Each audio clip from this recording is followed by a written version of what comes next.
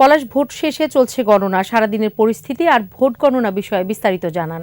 Walton fridge কিনে অনেকের মতো আপনিও হয়ে যেতে পারেন মিলেনিয়াল। সেরা পণ্যের সেরা অফার। ধন্যবাদ সিনেকদা। আমি মাদারীপুরে বিভিন্ন সেন্টার ঘুরেছি। মাদারীপুরের 3টি উপজেলায় আজকে নির্বাচন হওয়ার কথা ছিল। তার মধ্যে মাদারীপুর শিবচর উপজেলায় বিনা প্রতিদ্বন্দ্বিতায় তিন প্রার্থী নির্বাচিত হওয়ার কারণে এখানে নির্বাচন হয়নি। বাকি মাদারীপুর সদর এবং রাজৈরে নির্বাচন অনুষ্ঠিত হয়েছে। ছোটখাটো দু একটি বিচ্ছিন্ন ঘটনা ছাড়া সারা উপজেলায় 2টি উপজেলাতেই শান্তিপূর্ণভাবে ভোট গ্রহণ হয়েছে। ভোট গ্রহণ শেষে এখন ভোট গণনা চলছে। মানুষ বিভিন্ন ভোট কেন্দ্রের সামনে অধীর আগ্রহে ভোটের ফলাফল জানার জন্য অপেক্ষা করছেন।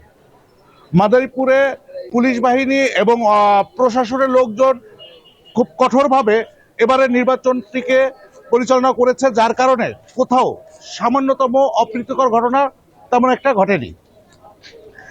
মাদারীপুর সদর উপজেলাটা সবচেয়ে আলোচিত একটি জায়গা। এখানে মাদারীপুরের সংসদ সদস্য শাহজাহান খানের ছেলে এবং তার আপন চাচাতো ভাই দুজন প্রতিদ্বন্দ্বিতা করছেন, যার কারণে সারা মাদারীপুরের নজর সদর উপজেলার দিকে। এখানে দুজনে হাড্ডাহাড্ডি লড়াই চলছে। এখন ভোট গণনার পরে বোঝা যাবে যে চাচা যেতে না ভাতিজা যেতে।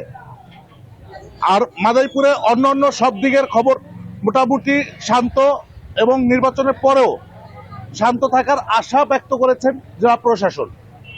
জেলা প্রশাসনের সাথে কথা হয়েছে, তারা বিভিন্ন কেন্দ্রে ঘুরে আমাকে যেই কথাটা জানিয়েছে যে এর মাদারীপুরের ইতিহাসে এভাবে একটি অবাধ এবং নিরপেক্ষ নির্বাচন এর আগে মানুষ খুব কমই দেখেছে।